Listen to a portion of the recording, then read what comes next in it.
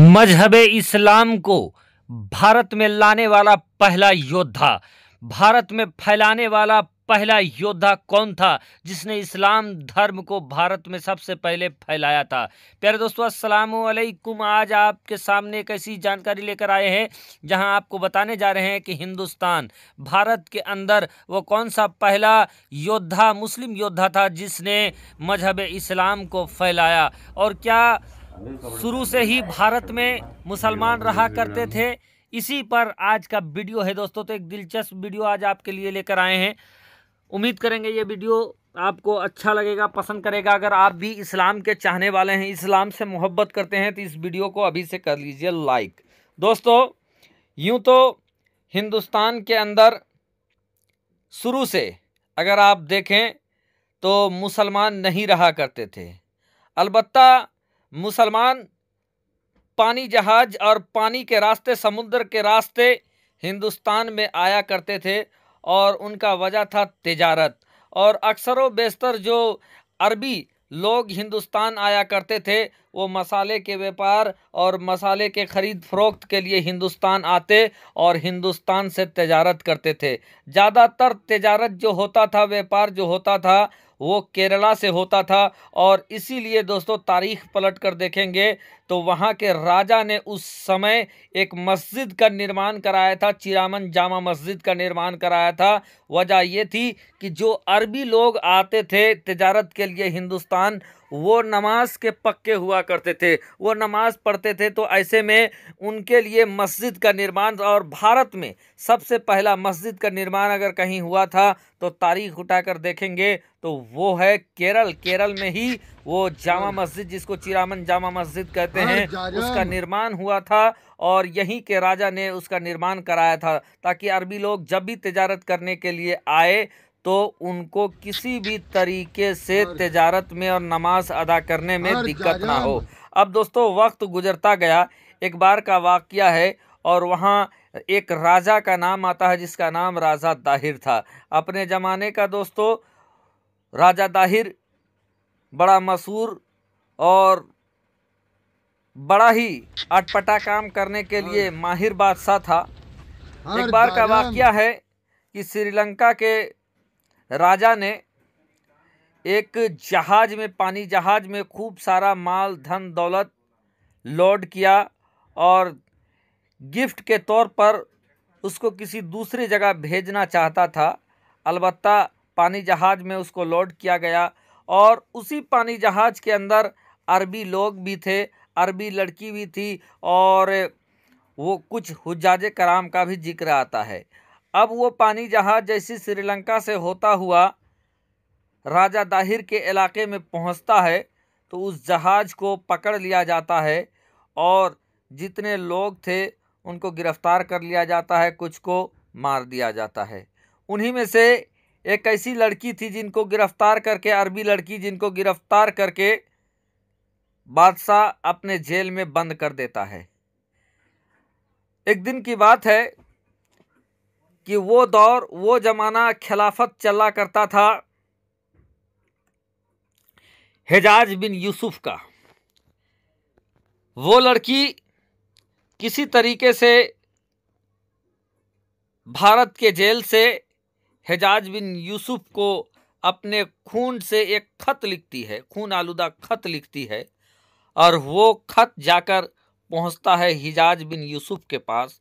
हिजाज बिन यूसुफ जब उस खत को पढ़ता है बड़ा रंजीदा होता है और उस खत का जिक्र जब वहाँ पर चलता है तो हिजाज बिन यूसुफ का एक भतीजा मोहम्मद बिन कासिम, जो 17 साल का एक नौजवान, बहुत ही दिलेर, बहुत ही उम्दा, लड़ाई हो, युद्ध के मैदान हो और अपनी ताकत और खूबसूरती का कोई नज़ीर नहीं था।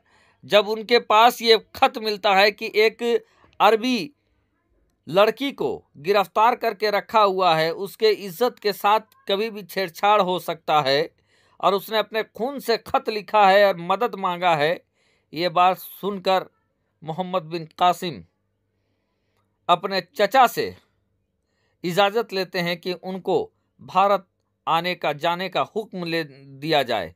ताकि जिसने उसको गिरफ्तार करके रखा है उसको सबक सिखाया जाए। बहरकैफ हिजाज बिन यूसुफ के पास फौज की भी कमी थी, लेकिन तारीख अलग अलग दास्ता बताती है, लेकिन एक दास्ता ये भी बताता है कि जब मोहम्मद बिन कासिम तैयार होता है और फौज की कमी थी तो मोहम्मद बिन कासिम अपने मस्जिद में चला जाता है, नमाज पढ़ाता है, नमाज के बाद खुतबा देता है और खुतबा में उस लड़की की दास्तान बताता है और दास्तान बताने के बाद ये कहता है कि मैं उस लड़की को, उस बहन को बचाने के लिए जा रहा हूँ, आप में से अगर कोई जाना चाहते हैं मेरे साथ तो जा सकते हैं। फिर क्या था दोस्तों, मोहम्मद बिन कासिम का वो खुतबा इतना लाजवाब था कि वहाँ के लोग मोहम्मद बिन कासिम के हमरा हो गए और मोहम्मद बिन कासिम हिंदुस्तान भारत की उसी धरती पे आया जहां उस बादशाह ने उस अरबी लड़की को कैद कर रखा था। फिर क्या था दोस्तों,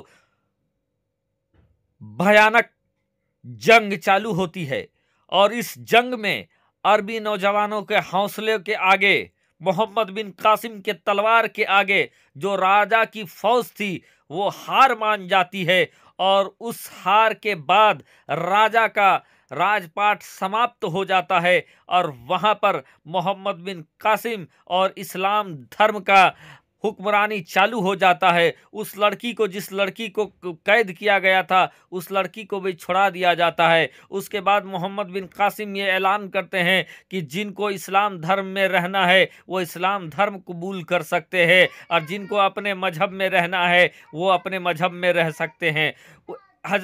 हज़रत मोहम्मद बिन कासिम का अंदाज और बयान का अंदाज इतना बेहतरीन था कि बहुत सारे लोग उसी वक्त इस्लाम धर्म को कबूल कर लेते हैं और उसके बाद उस इलाके में इस्लामिक राज्य साम्राज्य का आगाज़ हो जाता है।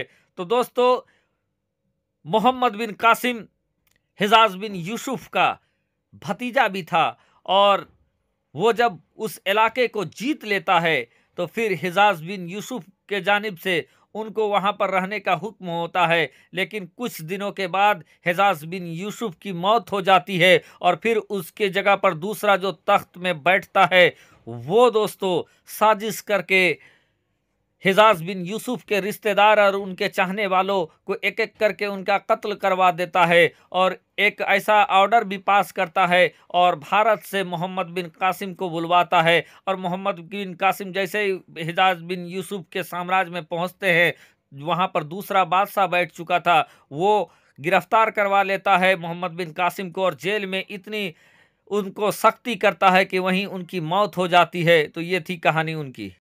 और मोहम्मद बिन कासिम की मौत दोस्तों लगभग 20 साल के उम्र में हुई थी, लेकिन उनकी ताकत और शौर्य के आगे उन्होंने एक मजबूत इरादा के साथ भारत में कदम रखा था और उन्होंने एक तरीके से नींव रख दी यहाँ पर। और मोहम्मद बिन कासिम के हौसले के आगे सब पस्त हो गए। तो ये थी दोस्तों भारत में पहला योद्धा जो कदम रखा, वो मोहम्मद बिन कासिम।